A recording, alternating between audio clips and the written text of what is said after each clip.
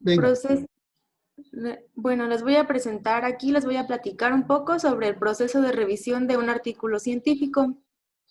Y para comenzar, vamos a ver de manera general cuáles son los pasos de este proceso, desde la preparación del manuscrito. Obviamente, antes de que se haga el manuscrito, hay muchos más pasos en la investigación científica, siguiendo el método científico, pero para hacerlo más corto, vamos a hablar desde aquí. Una vez que está el manuscrito, este se va a someter a una revista científica y una vez que se acepte en la revista, a un proceso de revisión por pares. En este proceso te entregan una primera decisión por parte del comité editorial. Y una vez que te dan esa revisión, pues generalmente se acompaña con correcciones, que pueden ser correcciones pequeñas o correcciones más grandes. Después de hacer todas estas correcciones y responder a cada una de ellas, se vuelve a someter el artículo y entonces entregan una decisión final en la que ya deciden si el artículo se va a aceptar o a rechazar. Y bueno, dentro de este paso, obviamente también podrían rechazar el artículo desde el cuarto paso más o menos.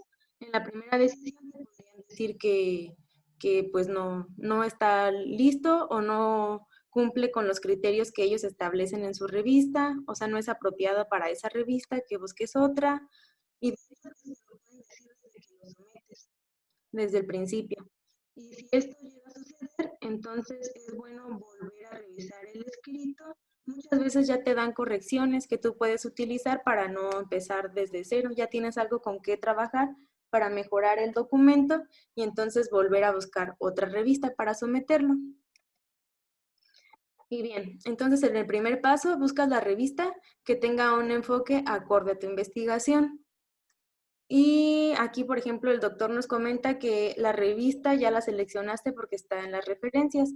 Supongo que igual te puedes dar una idea de cuál sería una revista adecuada porque resulta que varios de los artículos que tú estás citando son de alguna revista en específico. Y a mí me ha pasado esto mucho con la de Science of the Total Environment, pero pues sí es una revista que acepta muy pocos artículos, entonces creo que enviamos ahí el del plomo la primera vez, pero lo rechazaron. Y no hemos vuelto a enviar hasta el momento, pero sí veo que es una de las que más se repite en nuestras referencias. Y otras cosas a considerar cuando estás buscando la revista es mucho del factor de impacto, aunque ahora dicen que se le debe dar más atención o más preferencia al cuartil en el que se encuentra, que va del 1 al 4. Y el 1 pues es unas revistas las más importantes, las más destacadas, y así va disminuyendo la relevancia de cada una. Y también tener cuidado con las políticas de envío que tenga cada una de las revistas, pues eso hay que leerlo con cuidado y seguir todos los pasos que ahí indican. Y también ver qué sucede en cada una de las revistas con los derechos de autor, porque generalmente si la revista es de Open Access, entonces los autores se quedan con los derechos del artículo, pero si no es el caso, es la revista la que tiene los derechos. También es importante tomar en cuenta a la coautoría, cuáles son los coautores, los coordinadores del proyecto, los coordinadores por equipo. Y algo muy relevante son los cargos por publicación, que en las revistas de Open Access, pues generalmente son cargos altos y los deben cubrir los autores. Y bueno, enseguida es importante apegarse a las políticas que tengan de envío cada una de las revistas. La revista que se elija debe ser, el artículo solo se puede someter a una revista a la vez. Entonces, si tú le eliges y lo envías, no puedes enviarlo a ninguna otra revista hasta que obtengas una respuesta. Y esto pues por cuestión de ética y para que las cosas fluyan mejor. Y si también para enviarlo, sugieren mucho en las revistas que la publicación haya sido aprobada por todos los autores, aunque como comentábamos ahorita, pues muchas veces dan la confianza solo al primer autor, al autor para correspondencia, y ya, la gente se desentiende un poco. Pero sí es importante que al menos estén conscientes y de alguna manera sepas que aceptan que se envíe esa revista, que aceptan el contenido del artículo. Y raramente aceptan hacer cambios de coautores o cambiar el orden en el que se establecieron los autores, pero eso no se recomienda para nada hacerlo. Siempre hay que evitarlo.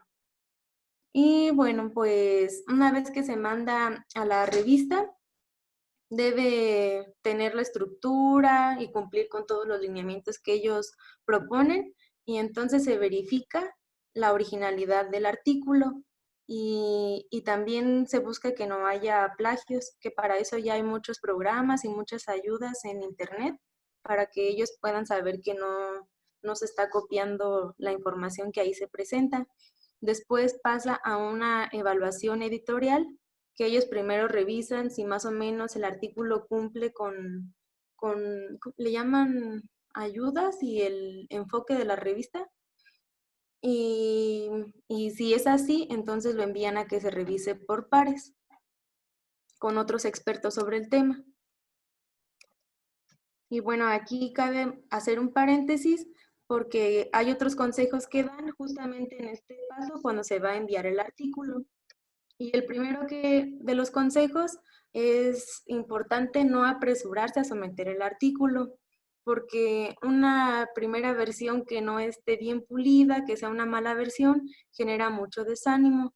Entonces, sugieren que tengamos un flujo lógico de actividades, así como se hace en el resto de la investigación científica, que pues básicamente tú escribes tu artículo, hasta como dijo Angie, lo dejas reposar un ratito para volverlo a leer y volver a encontrar cosas que se tengan que corregir, que tú veas. Ya una vez que escribiste todo tu artículo, tomas un papel de revisor de tu propio artículo y entonces intentas buscar todos los errores o los detalles, todo lo que se te ocurra que pueda estar ahí mal, y pues tratas de dejarlo lo más limpio. Después lo mandas con tu cotutor, que diga con tu director de tesis, tu tutor principal, con el comité tutor o con el resto de los coautores, para que ellos también lo revisen. Y una vez que ellos lo revisen, te lo van a regresar con observaciones, lo que haga falta, y tú lo vuelves a revisar. Entonces, es importante tomarse el tiempo para preparar el manuscrito con calma y tratar de dejarlo lo más limpio posible. Después, también es algo importante seleccionar la revista en la que se va a enviar con cuidado, porque esto puede influir dramáticamente en la aceptación del artículo. Y algunas grandes editoriales ya tienen buscadores de artículos en los que puedes poner, como en este caso, el título, el abstract, las palabras clave, e incluso algunas otras cosas como el campo de investigación del que trata, y entonces te sugieren varias revistas en las que podrías enviarlo, y eso ya también es gran ayuda. Ahora, una vez que se va a enviar, pues es importante dar una buena impresión con el título y el resumen, que es lo primero que van a leer. Y el título debería resumir el tema principal y también reflejar la contribución que está teniendo tu artículo. Y también sugieren en algunas revistas, o te lo piden más bien de manera obligatoria, que escribas las luces altas o lo más importante, lo más destacado, en frases cortas y completas, y que mandes tu resumen. Esto depende pues de cada revista. Algunas piden resúmenes cortos de 150 palabras, otras piden resúmenes más largos, y en general siempre se pide que tenga cierta estructura, que sigue la misma estructura del artículo, que sería pues el objetivo, o incluso algunos empiezan antes del objetivo con una pequeña introducción o con una oración que te hable de manera general de qué va a tratar el artículo o que sirva como antecedente. Después el objetivo, de manera muy breve la metodología, los resultados, cuáles son como la conclusión principal, y ya, eso debe tener. Y aquí se sugiere que no haya palabras, abreviaturas, y que sea en un lenguaje lo más sencillo posible para que cualquier persona lo pudiera entender. Bueno, ya de eso también hay mucha información extra que pues pueden revisar más adelante o podemos ver más adelante. Y otro de los consejos que dan es que el manuscrito lo revise un profesional y lo corrija. Y aquí sugieren que no solamente sean cuestiones de ortografía y de tipografía, sino que también sea una revisión de estilo, que esta generalmente se sugiere porque ya es algo extra, pero sí es algo muy recomendable porque puede hacer que quede mucho mejor el artículo, en especial cuando no publicas en tu propio idioma, donde hay muchas cosas que no manejas. Entonces esto es importante, pero obviamente también cuesta, así que ya es decisión de los autores. Y aquí nos puso el doctor algunas sugerencias más, donde nos dice que algunas, si somos novatos, ¿qué es lo que podemos hacer en varios pasos? De uno al otro. Entonces, para empezar, es bueno que lo escribamos en nuestro idioma, pero bien escrito. Y enseguida lo mandamos a revisión con nuestro director, después con el comité tutor, y ya una vez que lo tenemos lo más pulido, lo traducimos al inglés nosotros mismos. Y entonces sí, ya cuando esté en inglés, se manda a corrección de estilo en inglés. Y aquí es importante pedir que los cambios los hagan visibles. Yo esperaría que esto siempre lo hicieran, pero supongo que no, que hay quienes corrigen y no te muestran cuáles son los cambios que hicieron. Y pues esto es más complicado porque siempre es importante que tú puedas ver qué es lo que están haciendo y que como tú eres el experto en el tema, en el área de lo que se está hablando, pues tú puedas saber cuáles son las terminologías que se utilizan en tu área. Entonces sí es bueno que ahí estén los cambios visibles para que tú revises cuáles se quedan, cuáles no. Y enseguida haces justamente esa corrección del inglés tú mismo y pides al asesor que le dé la bendición. Pues ya, eso es para someterlo a la revista y esperar la respuesta. Entonces, también puede tener beneficios y desventajas hacer la traducción tú mismo o que la haga un profesional. Y supongo que el doctor nos va a hablar más sobre esto al final.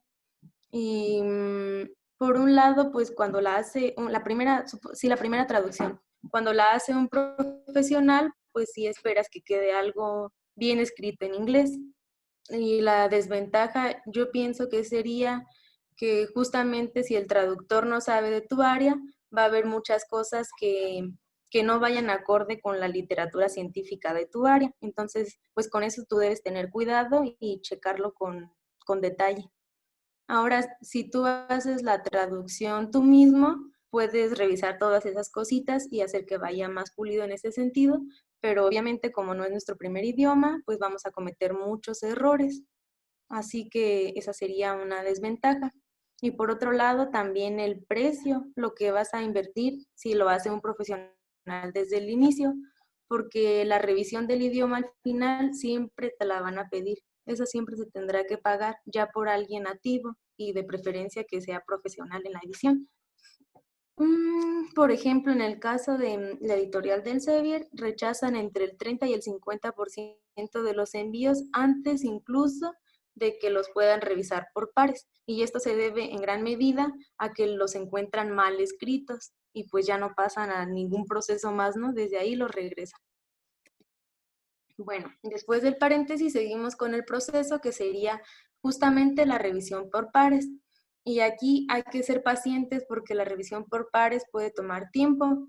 Me parece muy bien que ahora las revistas ya te digan más o menos cuánto tiempo va a tomar, así tú ya sabes qué esperar, porque en ocasiones sucedía que lo enviaban y pasaba hasta un año y no obtenían respuesta de la revista, de si al menos lo iban a revisar o no, qué pasaba, y pues eso es demasiado tiempo para un artículo.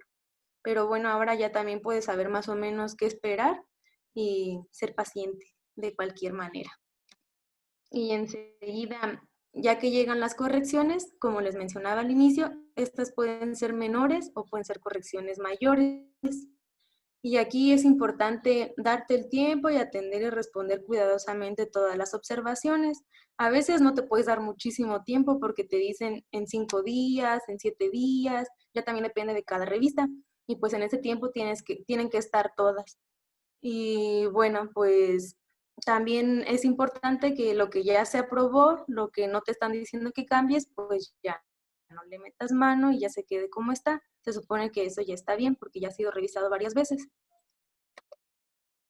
Ahora, existen distintas reacciones ante las correcciones porque obviamente cuando nos critican, aunque sea de manera constructiva, nuestro trabajo, pues tendemos a molestarnos, o a frustrarnos, o a deprimirnos, lo que sea.